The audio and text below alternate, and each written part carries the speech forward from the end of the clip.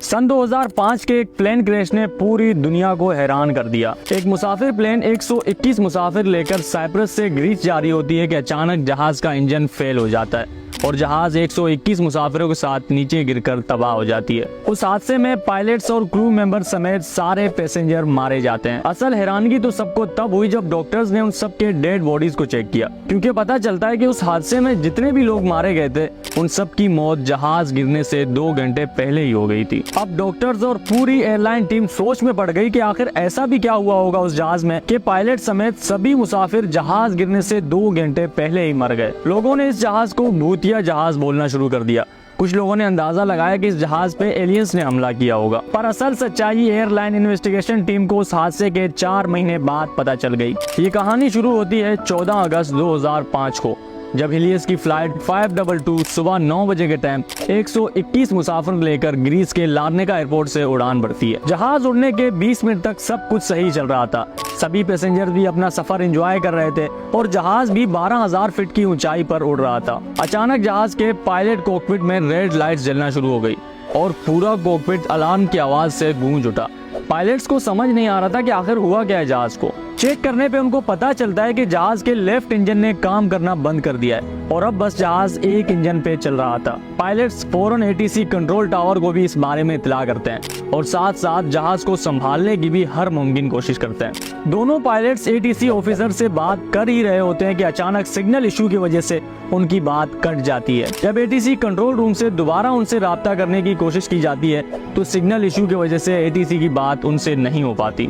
1 घंटे तक एटीसी यानी एयर ट्रैफिक कंट्रोल टीम ने कोशिश की कि किसी तरह उनसे बात हो पाए, पर ऐसा नहीं हुआ। अब 121 मुसाफिरों के जिंदगी का सवाल था, तो फौरन एटीसी 2 फाइटर जेट्स उस जहाज के पीछे भेजती है ताकि पता किया जा सके उनका। 30 मिनट ढूंढने के बाद आखिरकार फाइटर जेट्स उस जहाज तक पहुंच गए। जहाज के पास आकर उन्होंने जो देखा उनके होश उड़ गए। उन्होंने देखा कि उस जहाज में जितने भी मुसाफिर थे उन सब की गर्दनें आगे की तरफ झुकी हुई हैं और उन सब के सर के ऊपर ऑक्सीजन मास्क लटक रहे हैं। फाइटर जेट पायलट्स हैरान थे कि आखिर हुआ क्या इन सबको।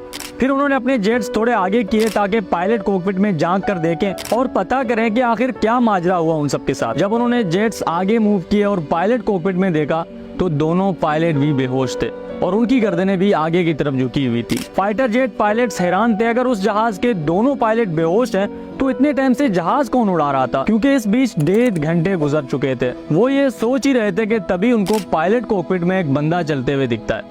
वो उस बंदे की तरफ इशारा करते हैं और कोशिश करते हैं कि इशारों में उससे पता किया जाए इस पूरे मामले का, पर फाइटर जेट्स पायलट्स के कई मिनट तक हाथ हिलाने के बाद भी उस बंदे ने इनके तरफ देखा तक नहीं। इतने में जहाज के इंजन में आग लग जाती है और जहाज का रुख नीचे की तरफ हो जाता है और फाइटर जेट पायलट्स के आंखों के सामने जहाज 121 मुसाफिरों के साथ नीचे गिरकर तबाह हो गया। ये एक दिल दहला देने वाला वाकया था और असल झटका तो सबको तब लगा जब फाइटर जेट्स पायलट्स ने सबको बताया कि जहाज में मौजूद सभी लोग जहाज गिरने से पहले ही बेहोश थे।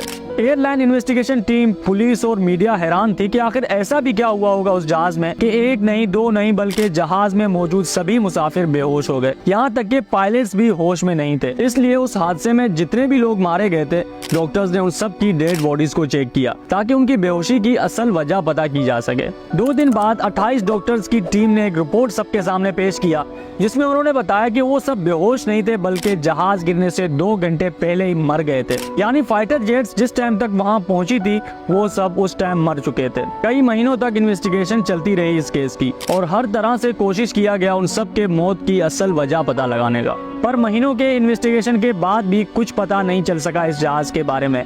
लोगों ने इस जहाज को भूतिया जहाज बोलना शुरू किया। कुछ लोगों ने अंदाजा लगाया कि इस जहाज पे एलियंस ने हमला किया होगा। आखिरकार 4 महीने बाद इन्वेस्टिगेशन टीम ने उन सब के मौत की असल वजह बता दी कि कैसे उन सब की मौत जहाज गिरने से पहले ही हो गई थी। इन्वेस्टिगेशन टीम ने बताया कि उन सब की मौत जहाज में दम घुटने की वजह से हुई थी। हर जहाज में एक बटन होता है जो जहाज में हवा के प्रेशर को कंट्रोल करता है ताकि हवा जहाज के अंदर सर्कुलेट करता रहे। इस बटन में 2 मोड्स होते हैं, ऑटो मोड और मैनुअल मोड। ऑटो मोड में ये होता है अगर जहाज में ताज़ा हवा का लेवल कम हो तो जहाज का सिस्टम खुद इसको डिटेक्ट करता है और ऑटोमेटिकली इसको पूरा करता है। और मैनुअल मोड में ये होता है कि जहाज के पायलट्स को खुद इस चीज का ध्यान रखना होता है। मतलब अगर जहाज में ऑक्सीजन लेवल कम हो तो जहाज का सिस्टम ऑटोमेटिकली इसको पूरा नहीं करता है। इस फ्लाइट के परवाज भरने से एक दिन पहले जब ये फ्लाइट 522 अपने रूटीन सर्विस के लिए गया था तो किसी वर्कर ने इस ऑक्सीजन मेंटेन करने वाले बटन को मैनुअल मोड पे कर दिया था। जब 14 अगस्त की सुबह जहाज ने परवाज भरा तो 20 मिनट तक किसी को खास अंदाजा नहीं हुआ। आराम से जब जहाज में ऑक्सीजन लेवल कम होता गया तो लोगों को सांस लेने में मसला होने लगा। दूसरी तरफ जहाज के इंजन ने काम करना बंद कर दिया था।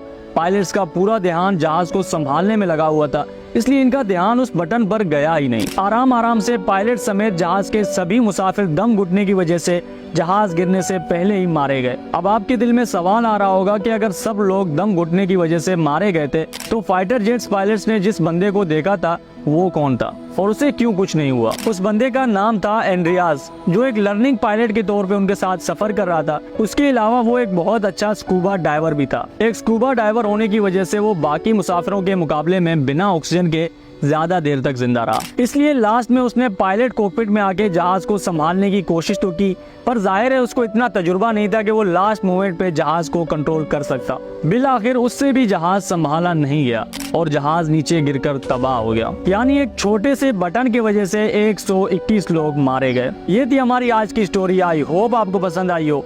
मैं और आप मिलेंगे किसी एक नए वीडियो में, तब तक के लिए अपना बहुत सारा ख्याल रखें। अल्लाह हाफिज।